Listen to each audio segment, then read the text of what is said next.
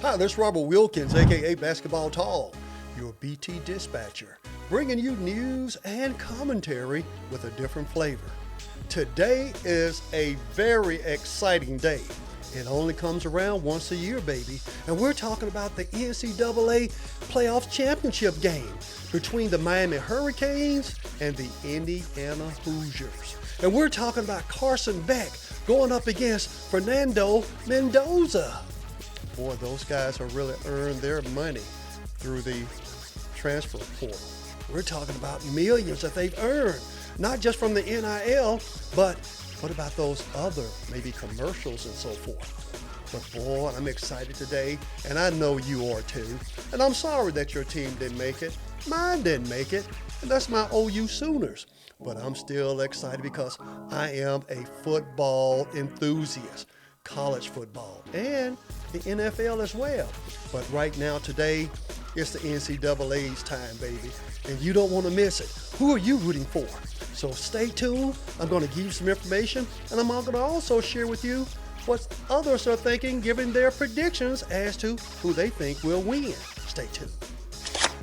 Now, we know in today's time, because of their name, image, and likeness through the transfer portal, you know, these guys are making tons of money.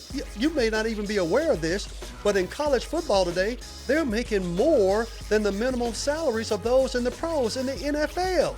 Well, you can say that for other sports too, such as basketball and baseball. But I'm going to share with you, just in case you want to know what kind of money these guys are making, then I'm going to share with you a great article written just for today's time, baby. You can see right here, it shows. As you can see, he's earning an estimated $2.6 million, which at the beginning of the season, he was making about $1.6 million. But because of the Hoosiers' perfect season, he bumped up to $2.6 million. And just in case you're wondering what others are making, such as Arch Manning with Texas, $5.3 million, Jeremiah Smith of Ohio State, $4.2 million, Carson Beck, who he's playing up against today, of Miami, he's making $3.1 million, and Bryce Underwood with Michigan, $3 million. And that's just for this season. And you can imagine all the other endorsements, so they're likely making more than what I just shared with you. You don't want to go anywhere because I got a great article, from the New York Times that you want to hear about, and also the predictions of others. Stay tuned. Don't go anywhere. Now, I've got some great reporting for you from the New York Times. Headlines. Why does Indiana's quarterback talk like that? It's all part of the plan. In a world where athletes are trained to say as little as possible, Fernando Mendoza seems to always deliver something. Last month, just minutes after Indiana beat Ohio State for his first Big Ten championship in 57 years, Hoosiers quarterback Fernando Mendoza couldn't hold in his emotions. He had to let loose. The Hoosiers are flipping champs, he told Fox Sports' Jenny Taft before crediting every position group on the team and explaining how the team is process-oriented. Mendoza speaks like a coach or politician, maybe better, laying everything out, often looking into the camera while delivering an answer. He has dropped words like migration and conglomerate in interviews over the past month. In a world where athletes are trained to say as little as possible for fear of going viral in a bad way, Mendoza seems to always deliver something. People might think it's fake, but it's 100% him, said Alberto Mendoza, Fernando's brother and fellow Indiana quarterback. I remember those days, don't you? Remember in high school, during the pep rallies, an athlete would get up and just say, y'all come out and support us. We had very few words, right? But then when we got in college and we spoke a little bit more, but the thing is, they were talking about how genuine this guy is. And it's being reported by the New York Times. Let's read more. Mendoza first went viral last year as the quarterback at Cal when he told ACC Network after a late touchdown drive to beat Stanford, "I remember going 98 yards with my boys." That line landed on T-shirts, but Mendoza's near-tears proclamation that Cal was 6-6 and will go to a bowl game helped clip resonate with college football diehards. It's almost impossible to get a bad quote out of him. "He's incredible," head coach Curt Cignetti said. "I took notes." People from Indiana, Cal, and Mendoza's marketing agent agree that it's just Mendoza's natural personality. The only media training notes he's ever got from them was to shorten his answers. He didn't need to name drop every teammate. It's greatly due to our parents, said Alberto, who speaks with the same confidence and cadence as his older brother. They taught us how to speak to people, how to carry ourselves, how to act in a professional manner. Like only he can, Fernando on Saturday referred to their 14-year-old brother, Max, as a great businessman and person. That's something we miss in today's time, isn't it? Someone who's just down to earth, not flashy, not saying all these vulgar words. And it's refreshing to see that in today's time, isn't it?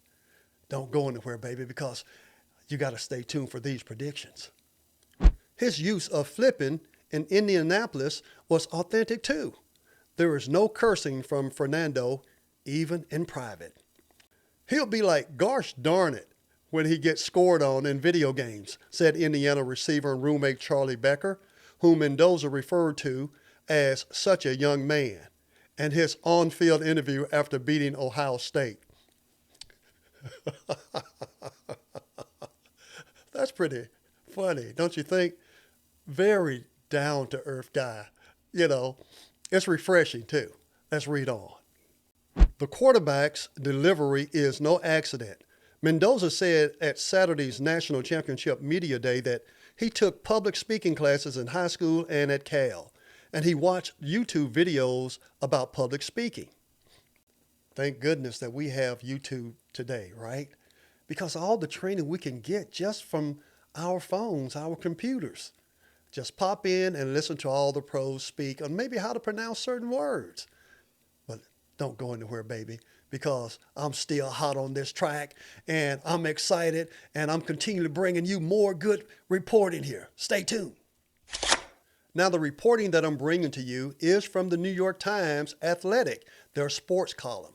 And the thing about it is they've got guys that's giving predictions as who they think is going to win. Who do you think is going to win? Now, I must say this, and I'm going to share this with you in just a second, but I must say this. I like Carson Beck because I know his story when he, of course, got injured at the University of Georgia. Then he transferred. And look what he has done for Miami. Put them back at the top, baby. And now, but hey, the Cinderella story of it all is Indiana. Have you ever known Indiana to win outside of basketball an NCAA football national championship? They're never in the running. Never. And here they are, undefeated. Wow. Imagine they top this off. They win the national championship and be an undefeated team. Wow. You're talking about a forever historic moment. And don't forget, Mendoza also won the Heisman Trophy. Now, we must look at this. Miami is playing in their backyard. They got the home court advantage.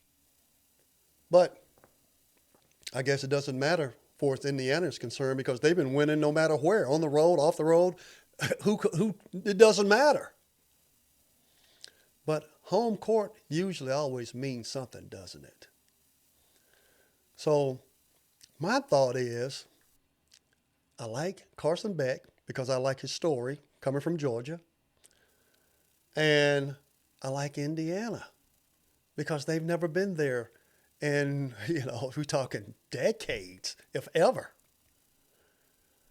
And I like this guy, Fernando Mendoza. So, who do I think? Well, let's weigh the options here. Miami playing at home, basically. But dang, we got the Heisman winner. We've got an undefeated team, and boy, they're burning up the road, aren't they? They're burning up everything. They're just beating everybody. You can't ignore that.